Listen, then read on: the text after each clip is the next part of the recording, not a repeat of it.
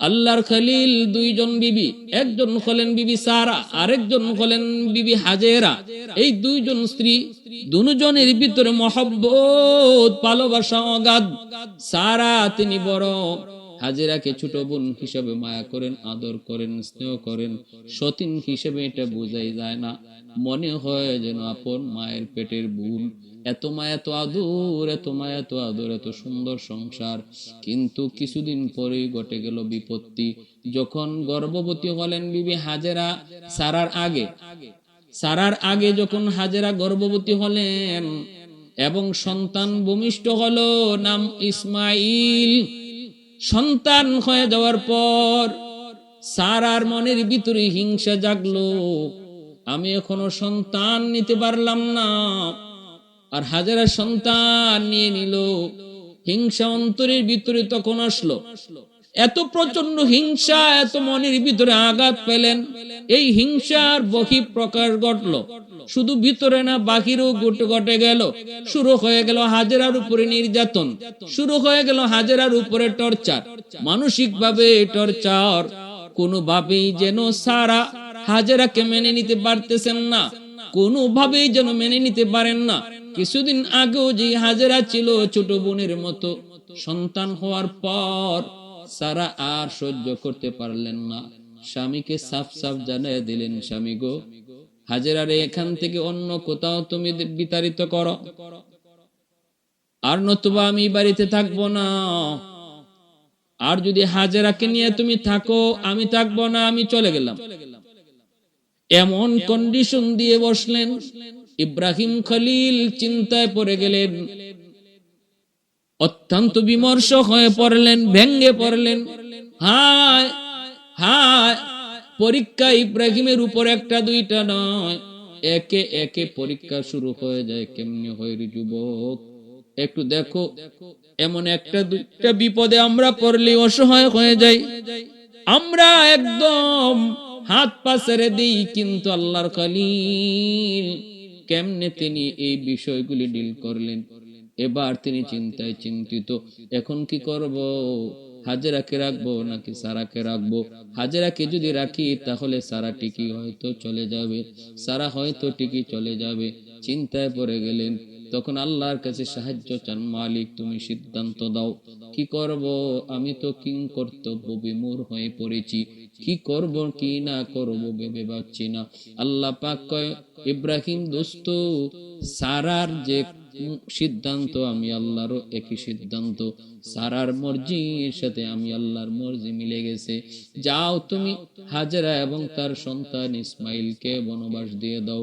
হাজেরা তখন কয়, এমন এক জায়গায় দাও, এমন এক জায়গায় তাদেরকে রেখে আসো যেখানে কোনো ঘর নাই, বাড়ি নাই।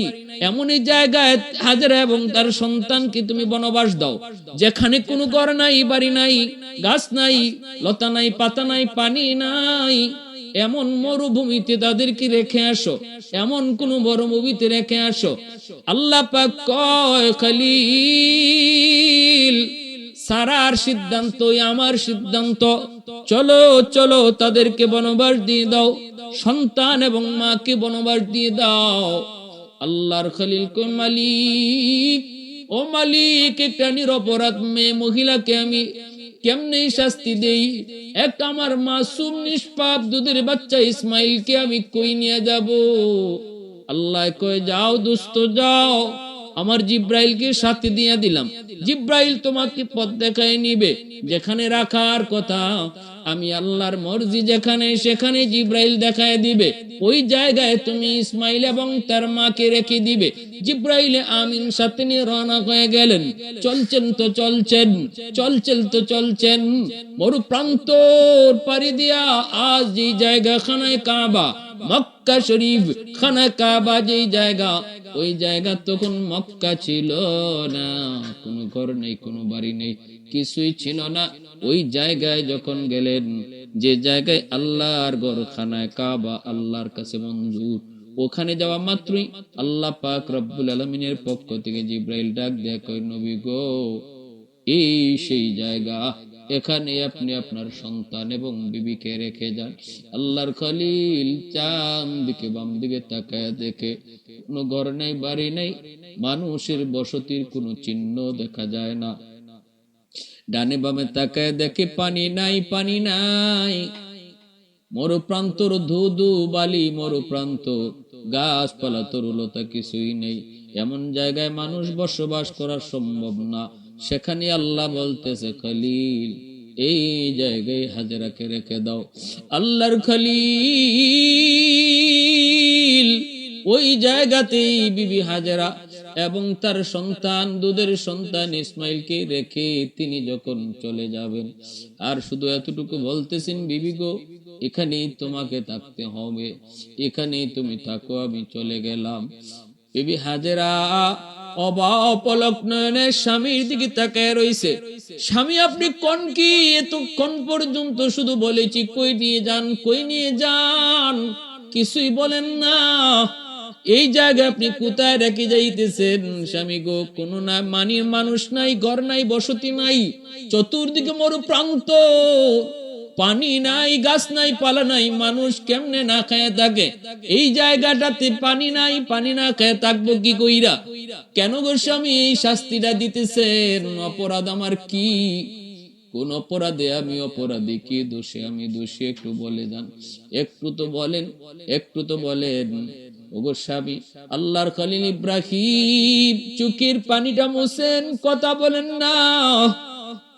বাক শক্তি রুদ্ধ হয়ে গেল আল্লাহর খলিলের। কি বলবেন? জবাব নাই।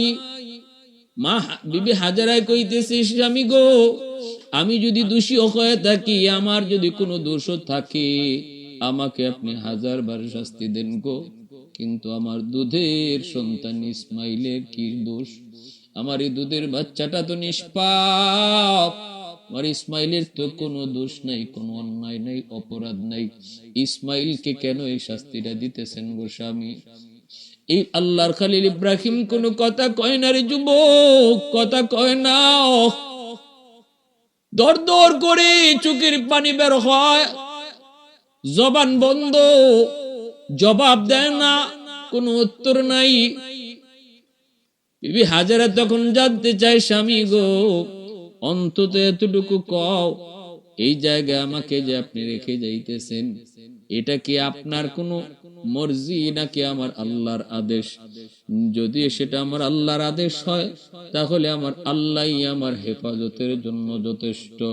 শুধু এতটুকু বলেন, এতটুকু বলেন, এখানে রেখে যাওয়াটার নির্দেশ কি আমার আল্লাহ? আল্লাহর খলিল তখন চোখের পানিটা মইসা আসমানের দিকে ইশারা দিয়া কয়, হাজেরা এটা আমার মালিকের নির্দেশ, এটা আমার মালিকের নির্দেশ।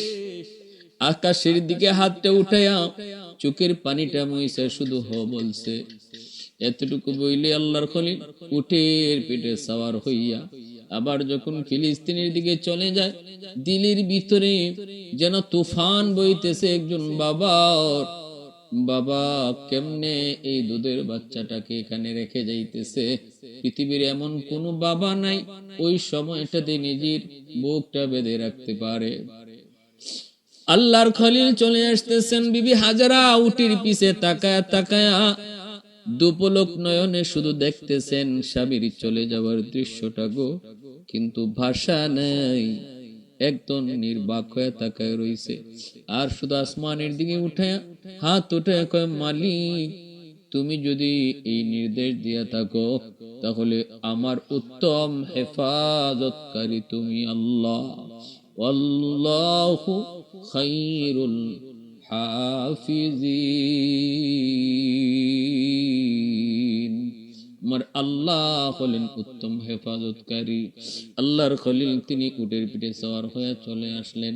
এইদিকে মা বিবি হাজেরা সন্তানকে নিয়ে তিনি এই মরু প্রান্তরে, যেই জায়গাটাতে আজ খানায় কাবা, ওই জায়গাটাতেই তখন ছিল মরু প্রান্তর। কোনো ঘর নাই, বাড়ি নাই, কিছুই নাই, পানি নাই, কোনো গাছ নাই, পালা নাই, খাওয়ার কোনো ব্যবস্থা নাই, পানি পান করারও কোনো ব্যবস্থা নাই।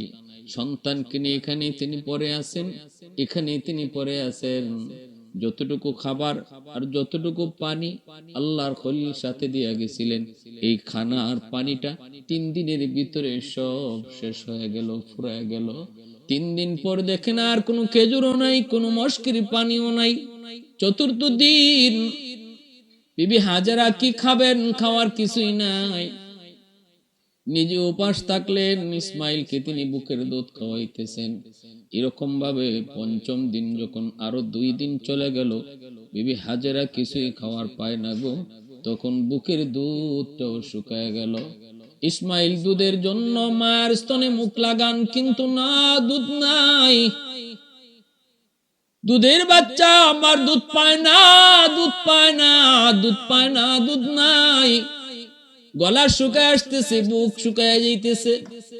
মা নিজের চোখে দেখতেছে দুধের সন্তান ইসমাইল পূর্ণিমার চাঁদের চেয়েও বেশি সুন্দর। সুন্দর তো হবেনি, কারণ তিনিও তো আল্লাহর পয়গম্বর। আল্লাহ তো নিজের হাতে বানাইছে। এত সুন্দর ফুটফুটে আমার ইসমাইল চোখের সামনে যখন মা দেখতেছে, ইসমাইলের জিহ্বা বের হয়ে যাইতেছে। তৃষ্ণায়, পানির তৃষ্ণায়, খাবারের অভাবে ডানে বামে চতুর্দিকে বিবি হাজেরা দৌড়ায়। একটু পানি নি পাওয়া যায়, খাবার নি পাওয়া যায়, ডানে বামে চতুর্দিকে দৌড়ায়, কিন্তু না, কোথাও কোনো পানির সন্ধান মিলে না। ডানেও পানি নাই, বামেও পানি নাই, সামনেও কিছু নাই, পিছনেও কিছু নাই, বেশি দূরেও যায় না। সন্তান ইসমাইল পরে আছেন এই মরু প্রান্তরে, বেশি দূরেও যান না। দূরে গেলে যদি আমার ইসমাইলকে কোনো জন্তু এসে খেয়ে ফেলে, যদি কোনো ক্ষতি হয়ে যায়, এই অবস্থায় মা, একজন অসহায় মা, দুধের সন্তানকে বাঁচানোর জন্য, কলিজার টুকরা সন্তানকে বাঁচানোর জন্য একদম উন্মাদ হয়ে গেছেন। ডানে বামে সামনে পিছনে দৌড়ান, নাই, কোথাও কোনো পানি নাই, খাবার নাই।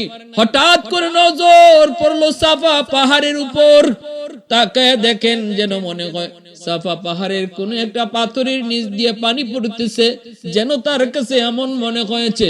দৌড় দিয়া তিনি সাফা পাহাড়ের কাছে গেলেন, মনে করলেন পানি, যায় দেখেন না গো, এটা পানি নয়, পানি নয়। সূর্যের আলো পাথরের মধ্যে পড়ার কারণে মনে হচ্ছিল যেন পানি। চোখের মধ্যে তার ধাঁধা লাগছে, চোখের ধাঁধা লাগছে, মূলত এটা পানি নয়।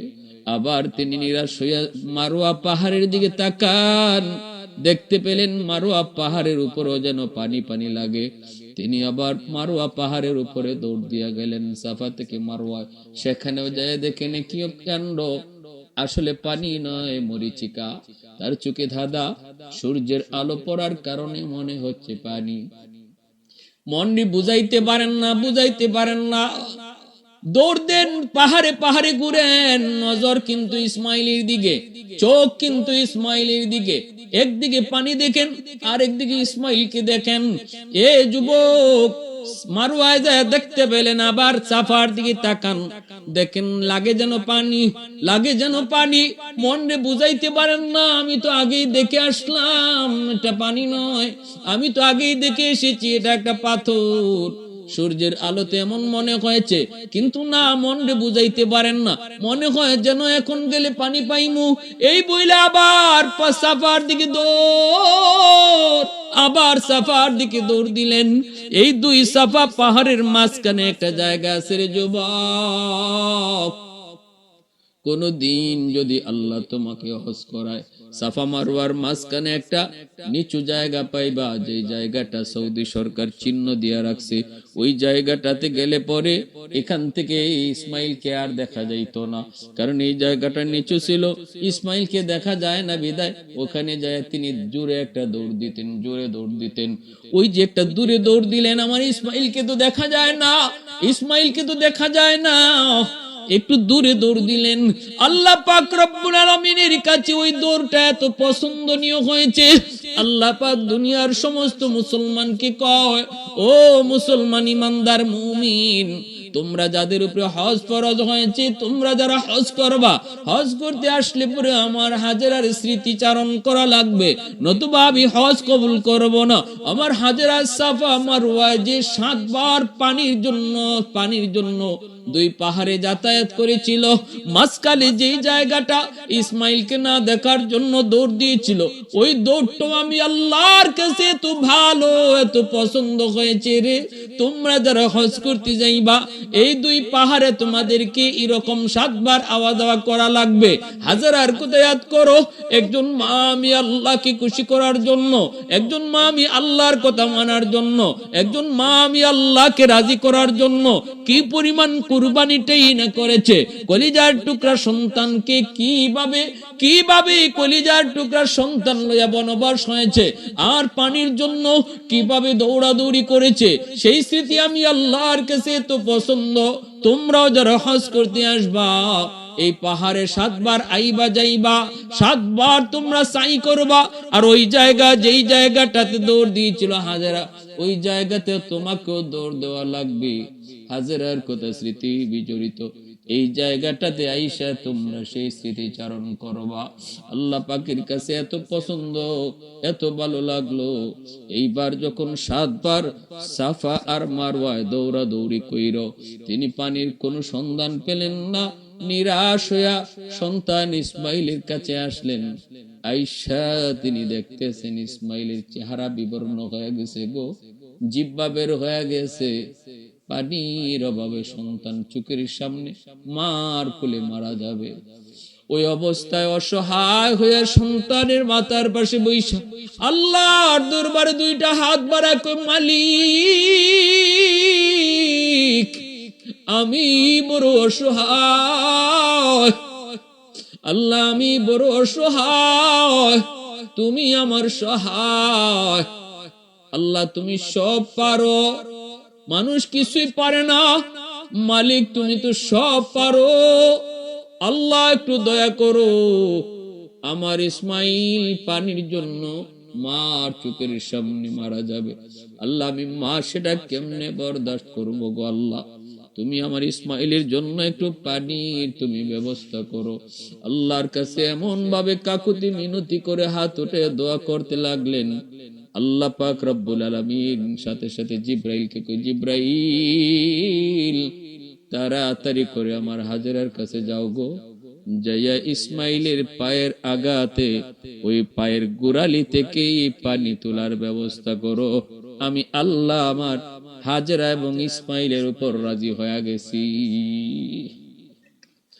আলহামদুলিমান কদ্দারা খাইরান ওয়া কাবালা, আলহামদুলিমান কদ্দারা খাইরান ওয়া কাবালা, ওয়া শুকরু লিমান সাওয়ারা হুসনান ওয়া জামালা, ফরদুন সামাদুন আন সিফাতিন খালকি বারিউন, রব্বুন আযালিয়্যুন খালাকাল খালকা কামালা, লা জিদ্দা ওয়ালা নিদ্দা ওয়ালা হাদ্দা লিমাওলা, লা জিদ্দা ওয়ালা নিদ্দা ওয়ালা হাদ্দা লিমাওলা, আল আনা কামা কানা ওয়ালাম ইয়ালকা যাওয়ালা, আল আনা কামা কানা ওয়ালাম ইয়ালকা যাওয়ালা।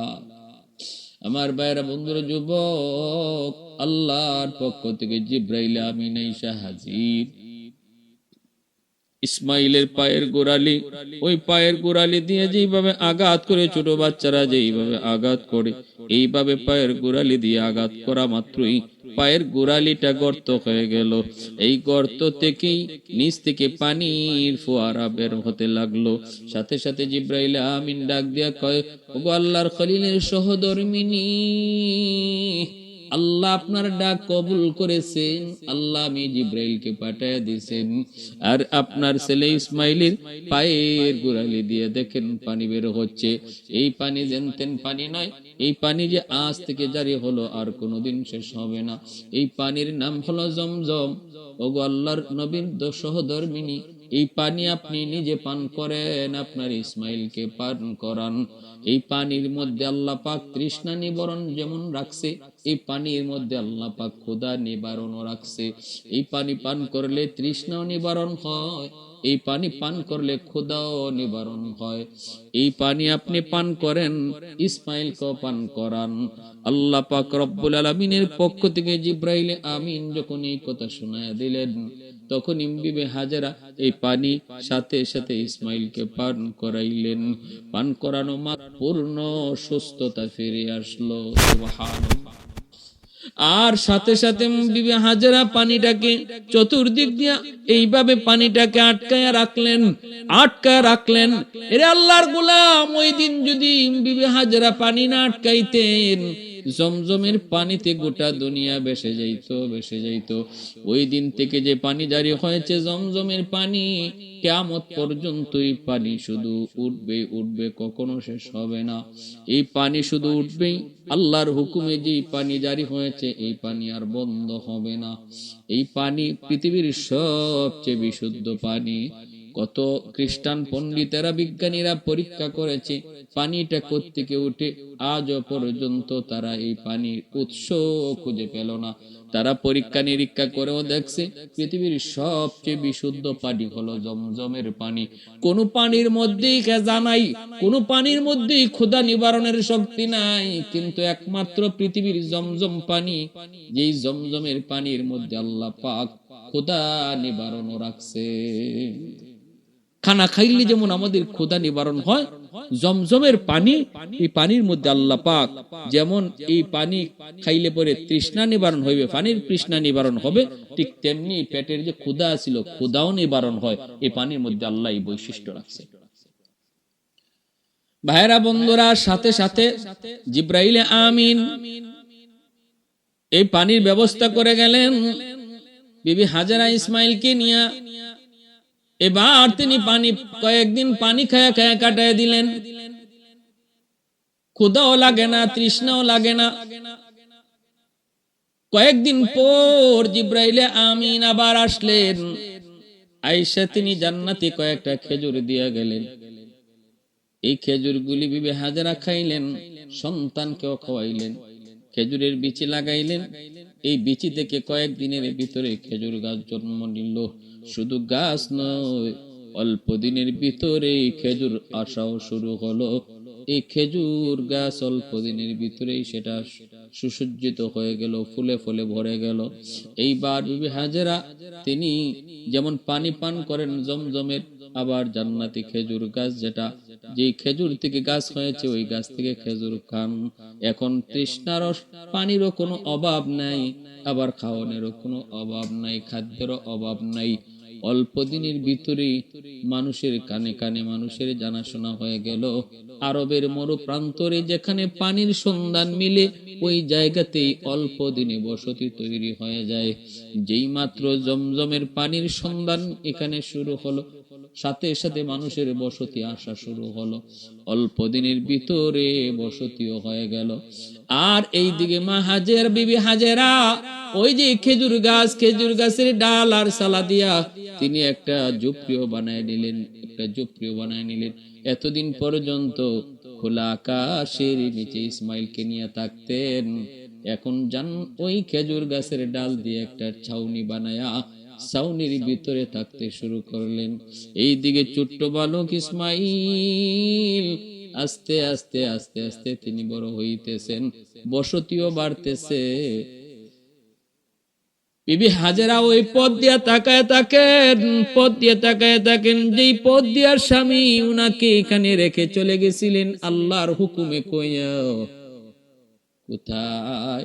কোথায় আমার স্বামী গো, একবারের জন্য কি সন্তান দেখতে আসবে না?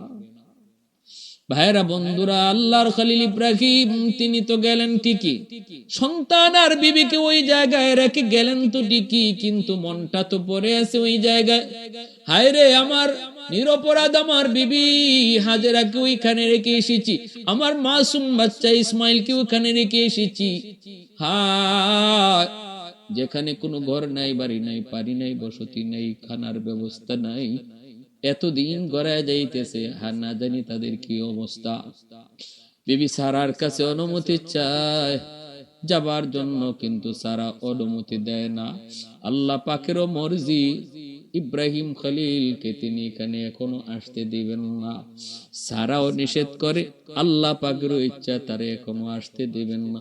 এইভাবে 1-2 বছর নয়, একাধারে 7টা বৎসর চলে গেল। একাধারে 7 বৎসর চলে গেল। 7 বছর পিতা পুত্রীর দেখা নাই। সন্তান ইসমাইল কেমন আছে, কোন হালতে আছে, কতটুকু বড় হয়েছে বাবা জানে না, এইদিকে ছেলে জানে না আমার বাবা কোথায়, আমার বাবা দুনিয়াতে আসেনি না নাই। মাকে জিজ্ঞেস করে, মা গো মা, আমার আব্বু কোথায়, একটু কও না। যদি আব্বু বাস দুনিয়াতে থাকে, জীবিত থাকে, আব্বুকে দেখি না কেন, আব্বু আসে না কেন? বিবি হাজেরা পথ দিয়া তাকায় তাকায় চোখের পানি সাইরা সাইরা স্বামীর অপেক্ষা করে। স্বামী গো, একবারের জন্য কি সন্তানের কথা মনে পড়ে না? একটা বারের জন্য কি এত সুন্দর ফুটফুটে তোমার কলিজা টুকরা সন্তান ইসমাইলের কথা মনে পড়ে না? মনে তো পড়ে আল্লাহর খলিলের, বুক ফেটে যায়, মন চায়, মন চায়, কিন্তু মালিকের মর্জি হলো, এখনো আল্লাহর অনুমতি নাই। আর আল্লাহ পাকের এই মর্জিটা সারার মাধ্যমে আল্লাহ প্রকাশ করায়। সারা বিবি সারা অনুমতি দেয় না। এইভাবে কেটে গেল 7 বৎসর। 7 বৎসর পর এইবার তিনি বিবি সারাকে বলতেছেন, বিবি একটু কও, এবার একটু যাওয়ার সুযোগ আছে নি গো? ও বিবি কও না, 7 বৎসরের ভিতরে তো আমার ইসমাইল থাকার কথা না। না খায়া খায়া হয়তো আমার ইসমাইলও মারা গেছে, হাজেরাও মারা গেছে। আর যদি বেঁচেও থাকে, একটু দেখতে মন চায় কেমনে বেঁচে আছে, একটু বলবানি, অনুমতি দিবানি। বিবি সারা তখন একটু মন নরম হয়, কয় ঠিক আছে আপনি যাইতে পারেন, তবে শর্ত আছে। কি শর্ত? কয় শর্ত হলো উটের পিঠেই থাকবেন, মাটিতে নামবেন না। আপনি ঘরে ঢুকবেন না, আপনি উটের পিঠ থেকে নামবেন না, শুধু দেখে চলে আসবেন। এই শর্ত মাইনে আল্লাহর খলিল রওনা দিছেন।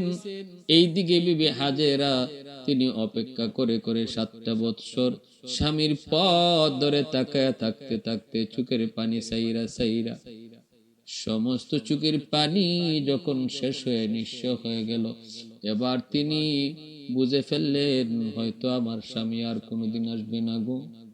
জানি না এমন কোন অপরাধ আমি করে ফেলেছি। চোখে পানি নাই, পানি শূন্য হয়ে গেছে, তবু মন বুঝে না। কারণ ছোট্ট বালক ইসমাইল শুধু মার সাথে বায়না ধরে, আম্মু আমার আব্বু কই, আমার আব্বু কই গো, আমার আব্বু কি কোনোদিন আসবে না? ওই রাস্তার দিকে বিবি হাজেরা তাকায় থাকে, অপেক্ষা। চলে আসলো সেই দিন, জিলহজ মাসের 8 তারিখ। আল্লাহর খলিল উটের পিঠে সওয়ার হইয়া যখন মক্কার কাছাকাছি চলে আসলেন, বিবি হাজেরার নজরটা পড়লো একটা উটের দিকে। উটের পিঠে একজন সওয়ারি আসতেছে। অন্যদিনও বিবি হাজেরা দেখেন কত উট আয়, কত সওয়ারি আয়, কিন্তু আজকে এমন ওই সওয়ারির দিকে, এমন এক সওয়ারির দিকে নজর পড়লো গো, যে সওয়ারির দিকে নজর পড়া মাত্রই বিবি হাজেরার দিলের ভিতরে যেন একটা আন্দোলন শুরু হয়ে গেল। নারা দিয়া উঠলো, কে যেন আসতেছে। একটু গভীর নজরে তাকায় রইলেন, দেখতেছেন কাছে আসতেছে, যত আসতেছে ততই মন আনন্দিত হইতেছে। লক্ষণ দেখে বুঝতেছেন, আলামত দেখে বুঝতেছেন, মনে হয় আমার আল্লাহর খলিল, আমার প্রিয়তম স্বামী, আমার ইসমাইলের আব্বু ইব্রাহিম খলিল। এমনই তো লাগে গো, এমনই তো লাগে আল্লাহর খলিল। এই তো আমার স্বামী, এই তো আমার স্বামী। দেখা মাত্রই তিনি পাগলের মতো দৌড় শুরু করলেন। দৌড়াইতেছেন, আর ওই দিক থেকে আল্লাহর খলিল তিনি আসতেছেন। কাছাকাছি গিয়া সামনে উটের সামনে দাঁড়ায় গেছেন। আল্লাহর খলিল তাকায় আছে, বিবি হাজেরাও তাকায় আছে, নির্বাক, কথা নাই। জবান বন্ধ, বাকরুদ্ধ। যেই হাজেরা এতদিন পর্যন্ত চোখের পানি সাইরা সাইরা সবকিছু শুকায় গেছে, কিছুই ছিল না, হঠাৎ করে স্বামীকে দেখা মাত্রই যেন তার বাদ ভাঙ্গা চোখের পানি বের হতে লাগলো। মনরে আর বুঝ দিতে পারেন না, নির্বাক হয়ে দাঁড়ায় রইছেন। আল্লাহর খলিলের চোখ থেকে দর দর করে পানি ঝরতে লাগলো। এইবার নীরবতা ভাঙ্গে বিবি হাজেরা, তিনি সবার আগে বলতেছেন, স্বামী গো, এতদিন পরে বুঝি এই বাদির কথাটা মনে পড়লো, আর কলিজার টুকরা সন্তানের কথাটা মনে পড়লো। ওগো স্বামী, এরপরও আমি তো নিরাশ হয়ে গেছিলাম। আমার আল্লাহর দরবারে হাজার শুকর, আমার আল্লাহ যে আপনারে দেখাইছেন, আমার আল্লাহ যে আপনার সন্ধান দিছেন, আমার আল্লাহ যে আপনার সাথে জীবনের শেষ মুহূর্তের আগে যে একটা সাক্ষাৎ করাইছেন। স্বামী গো, আমি আপনাকে কি দিয়া সম্বর্ধনা দিব গো স্বামী? আমার জীবনের যতগুলি ঈদ, যতগুলি আনন্দ, এর ভিতরে আজকের দিন আর এই সময়টাই হলো আমার জীবনের সবচেয়ে বড় আনন্দ।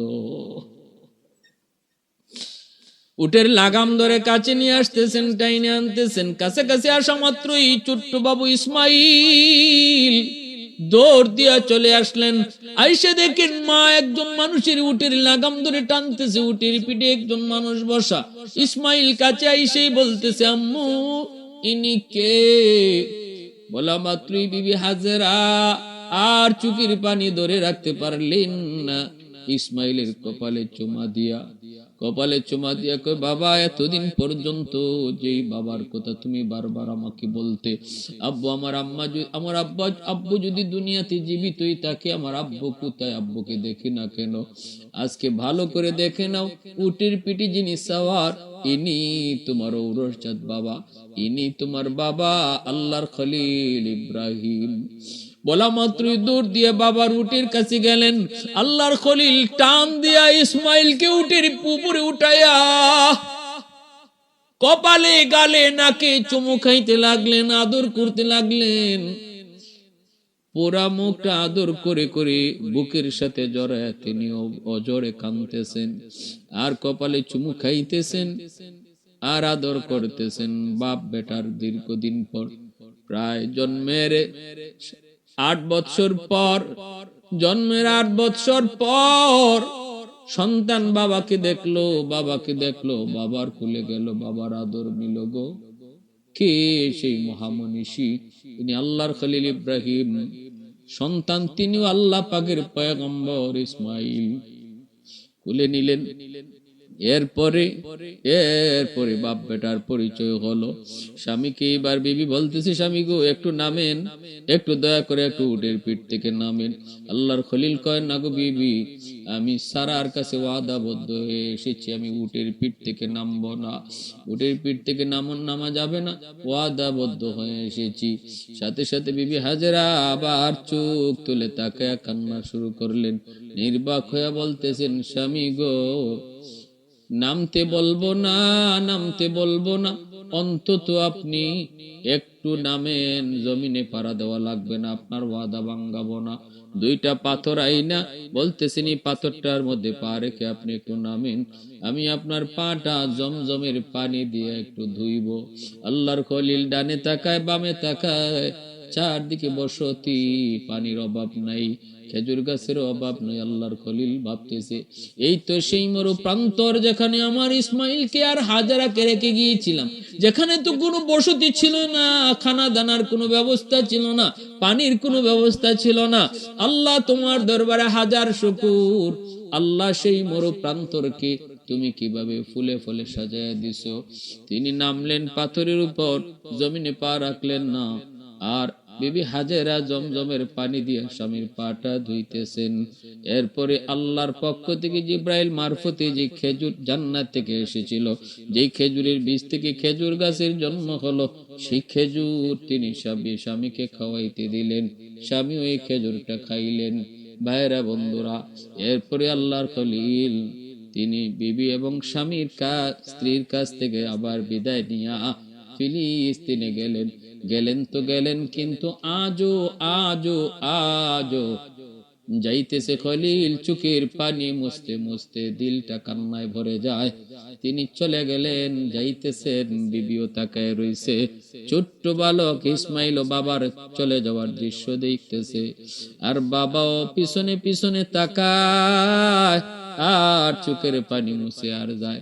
আল্লাহ কয়, খলিল, এইভাবে তোমারে বন্ধু উপাধি দেই নাই, তোমার কাছ থেকে আমি আল্লাহ স্বর্ণরে আগুনে পোড়াইয়া যেভাবে নিখুঁত বানানো হয়, এইভাবে আমি পরীক্ষা দিয়া দিয়া তোমারে নিখুঁত বানাইছি। কেন জানোনি দোস্ত? কারণ তোমার ঔরস থেকে আমি আল্লাহ তামাম দুনিয়ার ইমাম আমার হাবিব মুহাম্মাদুর রাসূলুল্লাহকে জন্ম দিব। ইন্নী জাইলুকা লিন্নাসি ইমামা ক্বালা ওয়া মিন যুররিয়্যাতি। আল্লাহ কয়, তোমারে জগতের জন্য ইমাম বানাবো। ইব্রাহিম খলিল কয়, আল্লাহ আমার ঔরস থেকেও তুমি ইমাম বানাও। আল্লাহ কয়, কবুল করলাম। তোমার ওই ইসমাইলের ঔরস থেকে, ইসমাইলের বংশ থেকে আমার হাবিব দুনিয়ায় আগমন করবে। সুবহানাল্লাহি ওয়া বিহামদিহি সুবহানাল্লাহিল আযীম। ইসমাঈল আলাইহিস সালামের বংশ থেকেই একমাত্র নবী, আমাদের নবী দুনিয়াতে আইছেন। আর ইব্রাহিম আলাইহিস সালামের আরেক ছেলে সারার গর্ভে পরে আরেক সন্তান হইছে।